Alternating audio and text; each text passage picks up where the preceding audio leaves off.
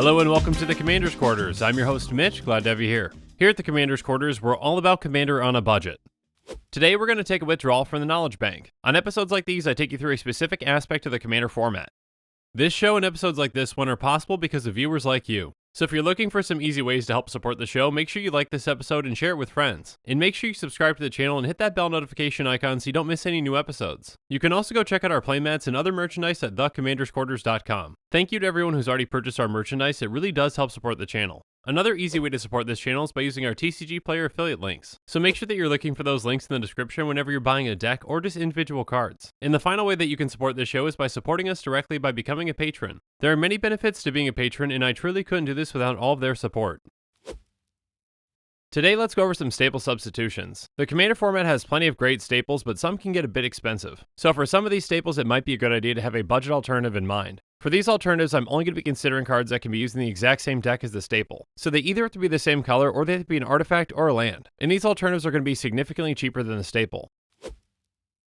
Today's first expensive Commander staple is Oracle of Mul Daya. Currently it's over $30 and has never seen a reprint. It's a 2/2 elf shaman that costs 3 and a green. It says you may play an additional land on each of your turns, play with the top card of your library revealed, and you may play the top card of your library if it's a land. This card is a staple for a reason. First off, allowing you to play an additional land each turn is a fantastic way to ramp. On top of that, it gives you access to even more lands by allowing you to use the top of your library as a resource. And by doing that, it allows you to get dead draws off the top. So instead of drawing into a land, you can just draw into something more valuable. If this card is ever reprinted, I expect its price will drop quite a bit. Since it was only printed in Zendikar, its supply is pretty low. Even if it is reprinted though, I'm sure its price will still stay well out of budget consideration. It's a powerful and popular Commander card, so its demand is always going to be high. Ramping is always going to be important in Commander. So if you don't want to pay up for this, let's check out some budget alternatives that you can consider. First up, there's Courser of Crufix, which isn't the most budget-friendly card at $3.19, but it's still a lot cheaper than Oracle. Courser is a 2/4 centaur that costs 1 green. She has play with the top card of your library revealed. You may play the top card of your library if it's a land card, and whenever a land enters the battlefield under your control, gain 1 life. So 2 of the 3 lines of text are the exact same as Oracle's, but there is one major difference. Unfortunately, Courser doesn't let you play additional lands. Instead of that though, she helps you gain life, but still that's not nearly as valuable. Being able to play lands off the top of your library is still very effective though. Again, like I mentioned before, instead of playing a land from your hand, you can just play one from the top. So essentially you get to keep all the cards in your hand, and on top of that, you get rid of a dead draw off the top. Because she doesn't ramp you though, Courser of Crufix definitely cannot be a direct replacement. She does work great though with some of the other cards that we're going to mention. In fact, when you combine her and another card, she's basically Oracle of Mul Daya. One of those cards is Wayward Swordtooth, which is a 5/5 dinosaur that has Ascend for 2 and a green. It says you may play an additional land on each of your turns, and Wayward Swordtooth can't attack or block unless you have the City's Blessing. So while this can't get you lands off the top of your library, it does allow you to play extra lands. There are plenty of ways in green though to get extra lands into your hand, and a card like Wayward Swordtooth can help you make the most of them. On top of that, it might not be able to attack or block to start, but it won't take you very long to get the City's Blessing. And a 5/5 for 3 mana is an incredible rate. Now, in comparison, Oracle Mul Daya definitely still has the best of both worlds. Getting that extra land on top of being able to play lands in the top of your library is a huge deal. But still, just being able to play extra land should not be overlooked. And Wayward Swordtooth is definitely not a cheap card. At $6.39, it's well out of budget for my decks. But in comparison to Oracle Mul Daya's price, many people might see this as a steal.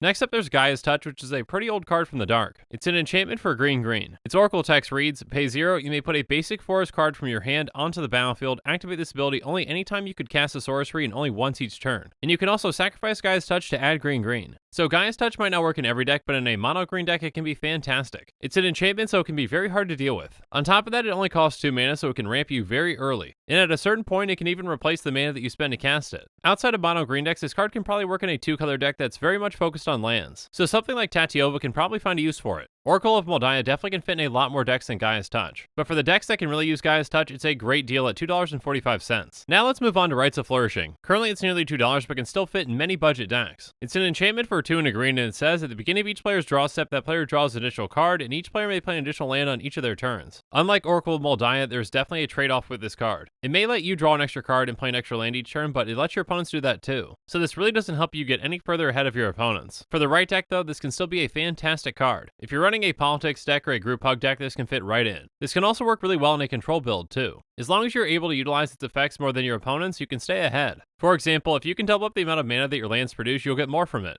Again, since Oracle Mul Daya doesn't have a drawback though, it can be used in a lot more decks. Now that doesn't make Rites of Flourishing a bad card, you just have to know when and where to use it. And again, as an enchantment, it's harder for your opponents to actually deal with it if they want to. A similar card to Rites of Flourishing is Ghirapur Orrery. Currently it's just 34 cents, so it's very much a budget card. It's an artifact that costs 4 and it says each player may play an additional land on each of their turns. And at the beginning of each player's upkeep, if that player has no cards in hand, they draw 3 cards. So much like Rites of Flourishing, this lets you and your opponents play extra lands. And the only time that people draw cards for free is when they have no cards in their hand. For most commander decks, they're not looking to be hellbent. So the majority of the time, most players probably won't be drawing too many cards from this. So while this might benefit you less, it also benefits your opponents less too. But in the right deck, this can even benefit you more. There are certain commander decks that are looking to be hellbent. And if you're playing one of those decks, you can really take advantage of Ghirapur Orrery. Obviously, for the vast majority of decks, this card is nowhere near as effective as Oracle Mul Daya. But because it's an artifact, more decks have access to it. And there are even some decks like those Hellbent decks that might even prefer it. Another card that you might consider for specific decks is Storm Cauldron. Currently it's just under $3. It's an artifact that costs 5 and it says each player may play an additional land on each of their turns, and whenever land is tapped for mana, return it to its owner's hand. So again, this is another card that benefits everyone, but it also hurts everyone too. Because while it lets everyone play an extra land, it also takes those lands away. This is somewhat of a tricky card, but can be extremely effective in the right deck. It can be a fantastic way to throw a wrench into what your opponents are trying to do.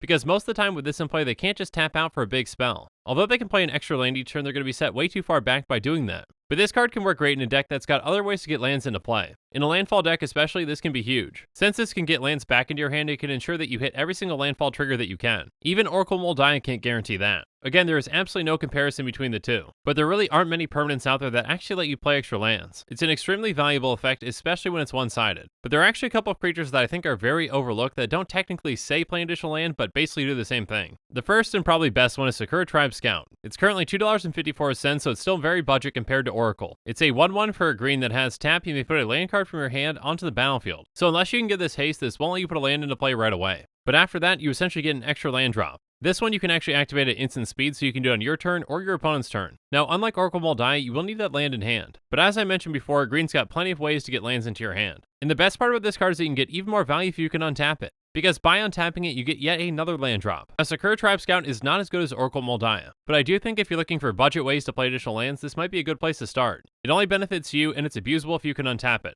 On top of that, there's some redundancy with this kind of a card. An almost identical one is Sky Shroud Ranger, which costs 96 cents. It does the exact same thing, but its ability can only be used at sorcery speed. And then there's Llanowar Scout, which costs 1 in green, but it's only 10 cents. And like Sakura Tribe Scout, it's not limited to sorcery speed. And next up is Walking Atlas, which can be used in any deck. And at just 44 cents, it's very much a budget card. Finally, there's Badoka Gardener, which is similar but a little bit different. It costs 1 in green, and you can tap it to put a land card from your hand onto the battlefield, but if you control 10 or more lands, you have to flip it. Now, flipping it can be a good thing because you can use Dokai to create big tokens, but you lose that ability to put extra lands into play. Regardless, there's no card that's quite like Oracle Mul Daya, but still there are plenty of budget alternatives that you can consider.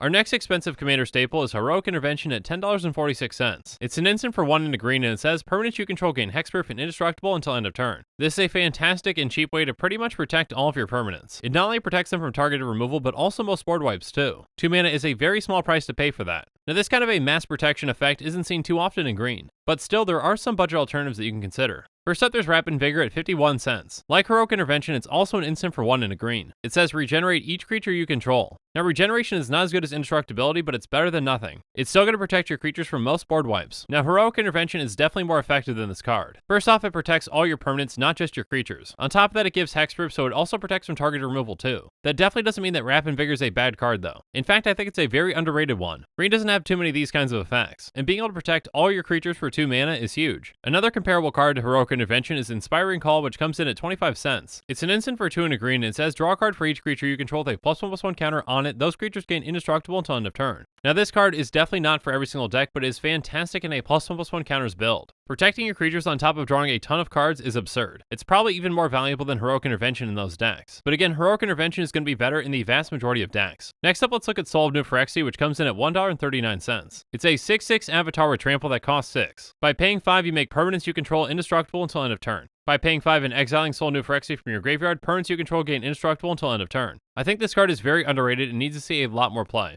5 mana is a good amount, but being able to protect your board over and over again is huge. On top of that, if this somehow is put into your graveyard, you can still use it. There are plenty of decks out there that can generate a lot of mana, and in those kinds of decks, this card can really shine. Heroic Intervention definitely has a wider application, but Soul of New Phyrexia might have an even higher upside, and because it's an artifact, it can be considered in any deck. For the hexproof side of Heroic Intervention, let's take a look at Veil of Summer. Currently, it's $3.66, and that price continues to rise. It's an instant for a green that says, draw a card. If an opponent has cast a blue or black spell this turn, spells you control can't be countered this turn. You and permanents you control gain hexproof from blue and black until end of turn. This card does a ton for you. It only gives hexproof from blue and black, but it also makes it so that your spells can't be countered this turn. This card can be very effective in the right meta. Even the earlier version of this, Autumn's Veil, can be effective too. It's an instant for a green and it's only 22 cents. It says spells you control can't be countered by blue or black spells this turn, and creatures you control can't be the targets of blue or black spells this turn. So not quite as effective, but still a good card. There really aren't too many ways to give everything hexproof in a green deck. But a final card to consider might be Glaring Spotlight. Currently it's just 53 cents, so it's very much a budget card. It's an artifact that costs 1, and it says creatures your opponents control with hexproof can be the targets of spells and abilities you control as though they didn't have hexproof. And you can pay 3 and sacrifice it, and creatures you control gain hexproof until end of turn and are unblockable this turn. So that second part is what we're going to focus on. So if this is in play, we can essentially give our team hexproof for 3 mana. And on top of that, it makes them unblockable as well. Now, Heroic Intervention is definitely cheaper and it protects all of our other permanents too. But if you're looking for a budget option, Glaring Spotlight might not be a bad choice. Not only can you use it defensively, but you can also use it offensively too.